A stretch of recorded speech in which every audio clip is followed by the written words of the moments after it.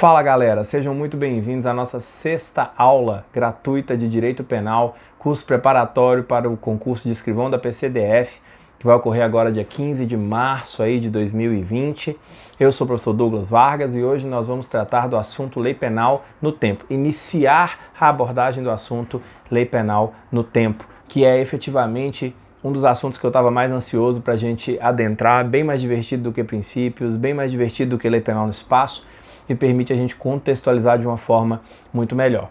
Até o presente momento nós já estudamos os princípios, já estudamos conceitos introdutórios do direito penal e agora finalmente a gente vai começar a ingressar num assunto que é menos abstrato, que possui muito mais aplicabilidade prática. Então, antes de começar, toma nota aí, marca no seu edital. Eu sempre recomendo vocês imprimirem o edital para ir ticando os assuntos que você já estudou, ou tica no seu cronogramazinho, numa planilha do Excel, em algum lugar marca o que você está estudando. No edital está separado tempo e lugar do crime como um tópico, está separado lei penal no espaço, lei penal no tempo também como outros tópicos. Da maneira que a gente vai abordar, falando de lei penal no tempo, a gente já vai falar do tempo do crime, já vamos falar dos assuntos correlatos, como por exemplo retroatividade e retroatividade da lei penal. Então tudo isso vai estar na aula de hoje, tranquilo? Então o negócio é o seguinte, direto ao assunto, sem enrolação. Primeiro ponto que eu quero que você entenda é o contexto fático que a gente vai utilizar para entender a lei penal no tempo. Você já sabe quais são os princípios do direito penal, você já sabe a que se aplica o direito penal. Práticas de crimes, de contravenções, infrações graves contra bens jurídicos preciosos, com condutas muito reprováveis. Então nós vamos partir de um exemplo, vamos partir de uma situação hipotética para a gente entender o que o examinador quer dizer quando ele fala de lei penal no tempo. Pessoal, quando um crime ocorre, e pegar exemplos de crimes é muito fácil, basta você ligar o DFTV ou Cidade Alerta ou qualquer que seja o seu programa de preferência, sempre vai ter uma notícia sobre crime. Infelizmente, essa é a sociedade que nós vivemos. E, sendo assim, torna-se necessário, ao ouvir a história de um crime que aconteceu, compreender quando esse crime ocorreu, não do ponto de vista de quem conta a história, mas do ponto de vista do direito. Isso é muito importante porque eu preciso depreender dessa circunstância de quando o crime aconteceu, quais serão as consequências jurídicas para o infrator. Então, na prática, e o que acontece em regra é muito simples, mas o que cai no seu concurso sempre é a situação excepcional, sempre é a situação que ninguém imaginou que ia acontecer. Por isso que estudar lei penal no tempo dá um pouco de trabalho, porque na vida real a aplicabilidade é bem mais simples. Depois que eu jogo para as exceções e para o que pode acontecer, o assunto se torna complicado. Então, o primeiro conceito da aula de hoje. Quando ocorre um crime? Do ponto de vista da lei penal, o crime ocorre no momento da ação ou da omissão, ainda que outro seja o momento do resultado. Isso é letra da lei, está no Código Penal e eu vou colocar aqui na tela para você. Então, o que o legislador está dizendo com isso? Ao analisar qual a lei que deve ser aplicada ao caso concreto, eu verifico em qual momento o agente perpetrou a ação ou a omissão, ainda que outro seja o momento do resultado. Para melhor entender isso, nem todo crime se consuma no momento que o indivíduo praticou a ação.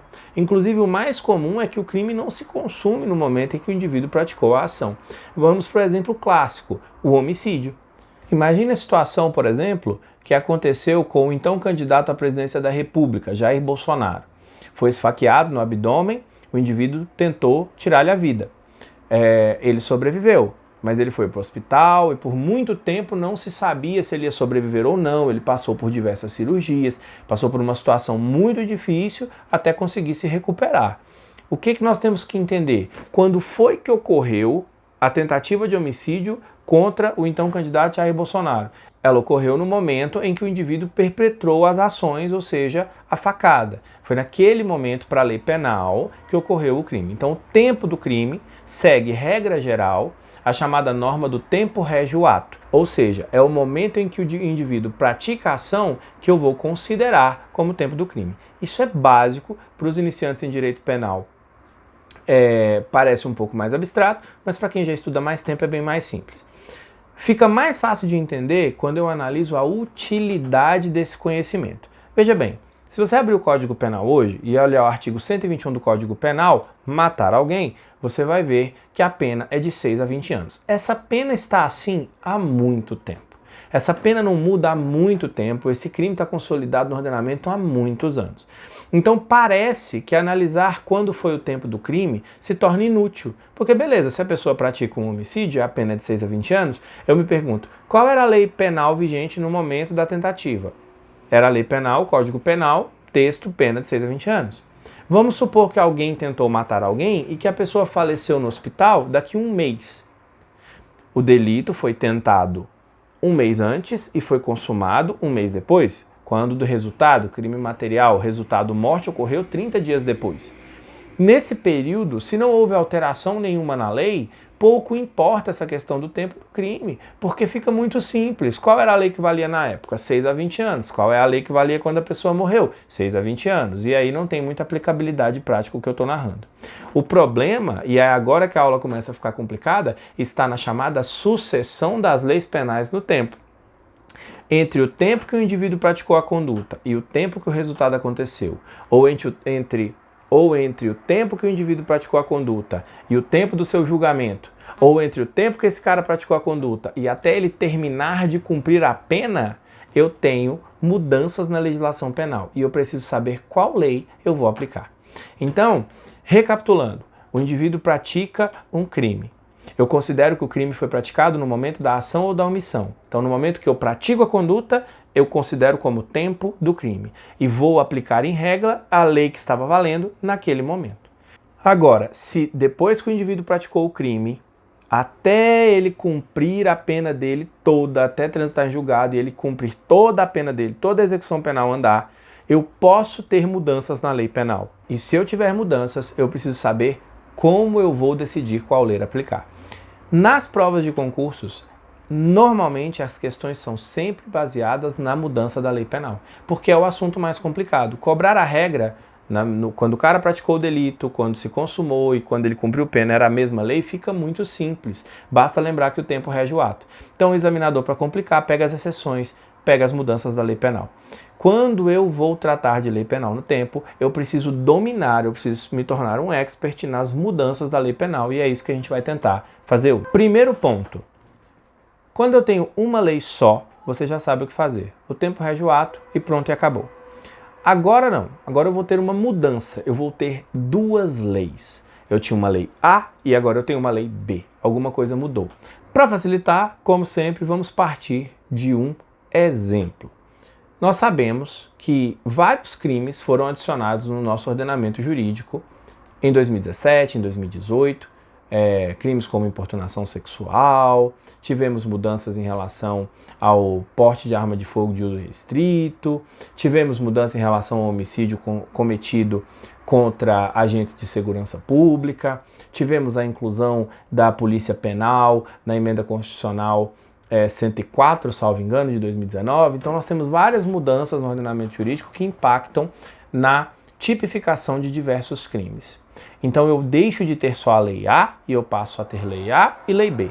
E agora eu preciso saber o que fazer com ela. Então a primeira norma que você anota no seu caderno, a lei penal, e isso você já sabe, ela não retroage em prejuízo. E retroatividade da lei penal em prejuízo. Lei nova mais gravosa nunca vai retroagir para alcançar uma pessoa que praticou uma determinada conduta antes dessa lei existir. Nós falamos isso na nossa aula de princípios e chamamos isso de combinado não sai caro. Então, se hoje você, por exemplo, pratica adultério, que é uma conduta moralmente reprovável para parte da sociedade, para outra parte não, mas para parte da sociedade, se amanhã surge uma lei criminalizando o adultério, você não poderá ser alcançado por ela por ter praticado adultério antes dessa lei. E retroatividade da lei penal mais gravosa. Essa é a primeira norma, é a norma mãe, é a norma base do direito penal. Lei penal mais gravosa não retroage. Quem praticou o delito de importunação sexual antes do delito existir, não pode ser enquadrado nas penas desse artigo novo. Pode até ser enquadrado em uma outra conduta que também se adequa ao que a pessoa fez, mas ao delito de importunação sexual, você só pode enquadrar o indivíduo se a prática da conduta foi realizada após a existência do crime. Exemplo de curiosidade para você não esquecer. A lei de crimes hediondos. No texto original da lei de crimes hediondos, o homicídio qualificado não era hediondo. O homicídio qualificado no texto original da Lei 8.072 de 90, era um crime comum. A alteração no texto em relação ao homicídio qualificado se deu por uma pressão popular depois da morte da atriz Daniela Pérez, filha da autora de novelas, a novelista Glória Pérez. Ela morreu com golpes de tesoura.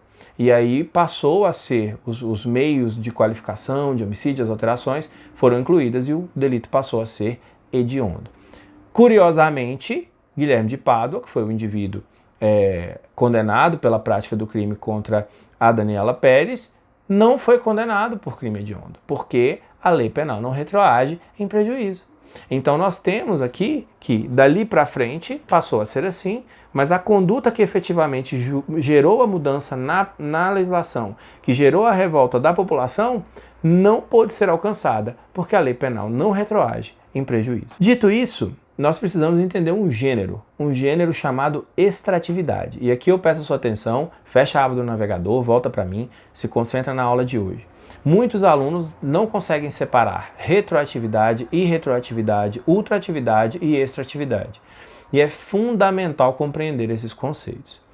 Normalmente, como a gente falou no começo da aula, eu aplico a lei a algo que aconteceu num determinado tempo. E aquela lei continua valendo por muito tempo, e a pessoa é julgada, a pessoa é condenada, e ela cumpre a pena sob a vigência de um mesmo texto legal. Quando nada muda é muito fácil, nós já falamos sobre isso. O tempo rege o ato, eu escolho a lei A, ela não muda e eu aplico ela até o final. Quando há uma mudança de lei A e lei B, e eu preciso escolher qual lei aplicar, e o primeiro critério você já sabe, se a lei nova for pior, eu não aplico, eu tenho que prever determinados princípios aplicáveis. E eu digo que quando eu estou aplicando uma lei fora do seu tempo, fora da base geral, eu estou tendo um caso de extraatividade. Ou seja, se eu aplico a lei vigente ao tempo da ação ou da omissão, eu estou aplicando a lei de forma regular, não tem mudança nenhuma. Agora, se eu estou aplicando uma lei fora do que eu aplicaria normalmente, eu tenho um caso de extraatividade. É a lei alcançando um momento, um tempo do crime para o qual, em regra, ela não foi elaborada.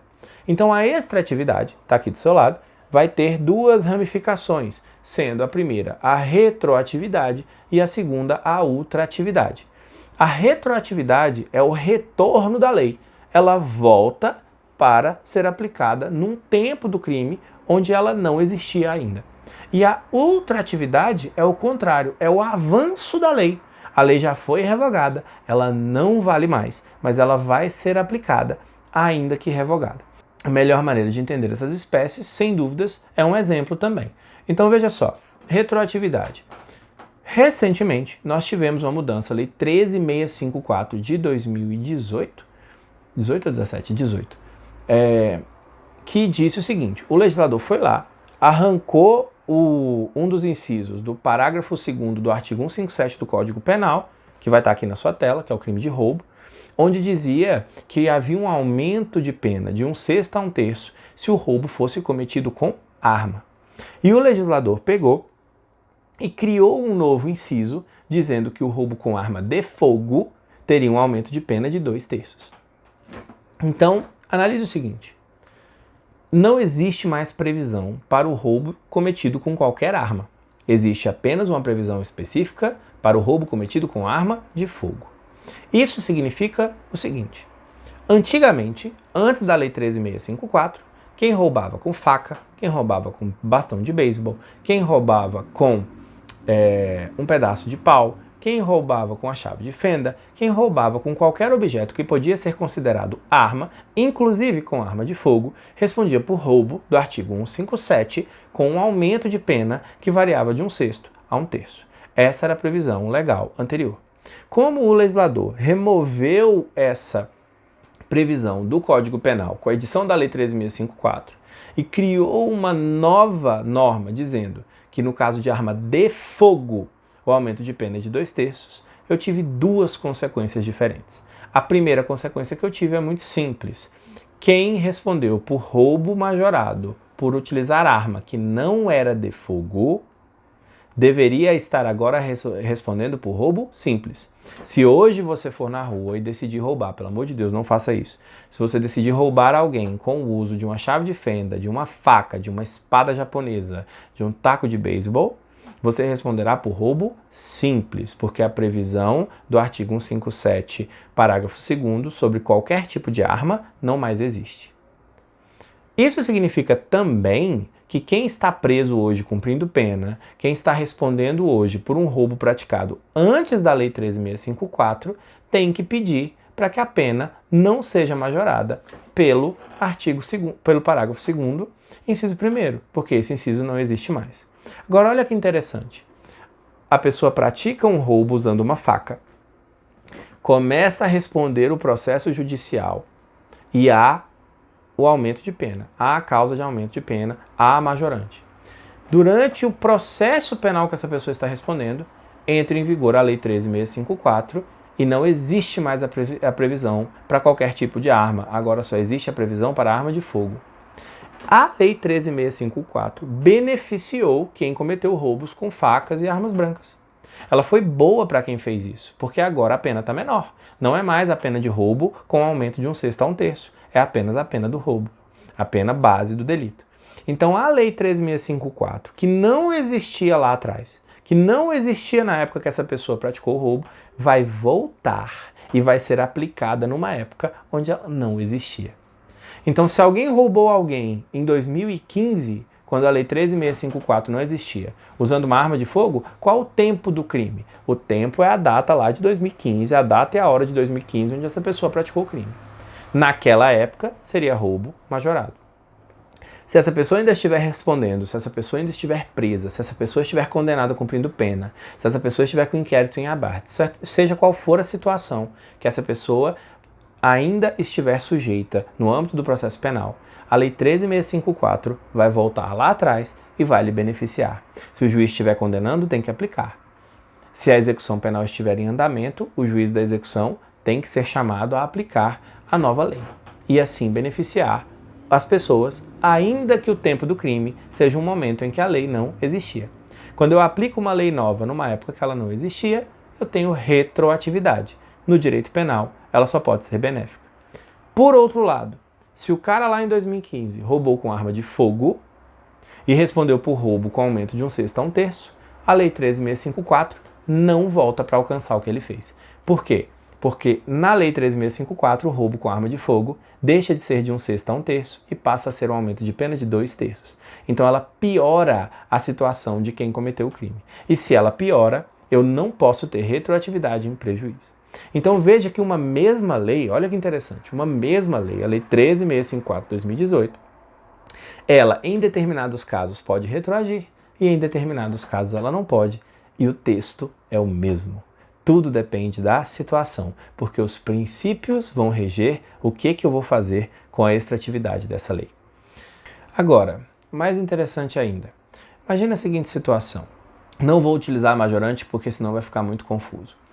Imagine que eu tenho uma lei valendo e que a pena do crime de homicídio hoje é 6 a 20 anos. É exatamente o que está acontecendo, é o texto do artigo 121 do Código Penal.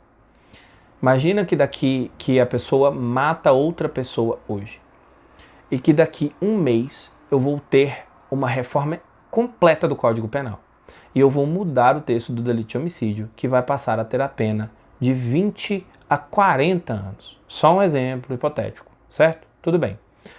A pessoa matou hoje, daqui um mês a lei mudou e a pena do homicídio subiu absurdamente. O indivíduo está preso preventivamente, está aguardando o julgamento. Daqui um ano vai ser o julgamento dele. Vai demorar bastante, vai demorar um ano para que ele seja apresentado em juízo para o seu julgamento. Quando essa situação chegar para o juiz analisar, ele vai perceber que houve uma mudança na lei. Que quando a pessoa praticou o crime, a pena era de 6 a 20 anos. E que agora a pena é de 20 a 40 anos. Ficou muito pior. Lei A e Lei B. Qual a lei que o juiz vai aplicar? Ele vai aplicar a lei que estava valendo no tempo da ação e da omissão, que é a lei que dizia de 6 a 20 anos. Só que entendam, no momento que eu fiz a reforma, que o novo Código Penal hipotético entrou em vigor, ele revogou o Código anterior. A lei anterior, o Código Penal da época do crime não existe mais. Ele foi revogado. Então eu tenho uma lei revogada, uma lei que não vale mais, sendo aplicada pelo juiz. Então a aplicação de uma lei revogada, de uma lei que não vale mais, ou seja, eu pego a lei lá do passado e a aplico no futuro, eu chamo de ultraatividade, que é a segunda espécie da extratividade. Então, recapitulando, quando eu aplico uma lei fora do momento regular de aplicação dela, eu tenho extratividade. Nós verificamos que a retroatividade só pode ser benéfica. Demos o exemplo da Lei 13.654. Quem roubou com faca antes da existência da lei vai ser beneficiado pelo seu novo texto. Quem roubou com arma de fogo não será afetado pelo seu novo texto por conta da irretroatividade da lei penal, que não permite que ela retroaja em prejuízo. Não tem retroatividade em prejuízo. E no caso do indivíduo que praticou um homicídio e que depois foi julgado sob a vigência de uma nova lei muito pior, a lei anterior, a lei revogada, vai ser utilizada pelo juiz para calcular a pena daquele indivíduo. A lei vigente à época dos fatos vai ser aplicada no futuro, ainda que já revogada. Eu chamo isso de ultraatividade da lei penal. Então esses são os 3 conceitos básicos da aula de hoje. Bem simples, não vou me estender muito. O que nós vamos falar na aula que vem para você se entusiasmar a retornar para as nossas aulas? Primeira coisa, nós vamos discutir as classificações das leis e suas mudanças. Então nós vamos discutir novatio legis in melius, novatio legis in pejus, abolitio criminis e novatio legis incriminadoras. As 4 espécies de mudança na sucessão da lei penal no tempo. Nós vamos estudar a súmula 711 do STF, que trata do crime continuado, do crime permanente. Nós vamos verificar a questão das leis temporárias e excepcionais e vamos explicar também alguns tópicos avançados, como retroatividade de jurisprudência, retroatividade de norma penal em branco e outros detalhes mais avançados. Então essa foi uma aula de conceito introdutório. Eu sei que alguns de vocês já sabiam tudo o que eu falei, mas está no edital e eu tenho que falar. Beleza? Um abraço e eu vejo vocês no próximo vídeo.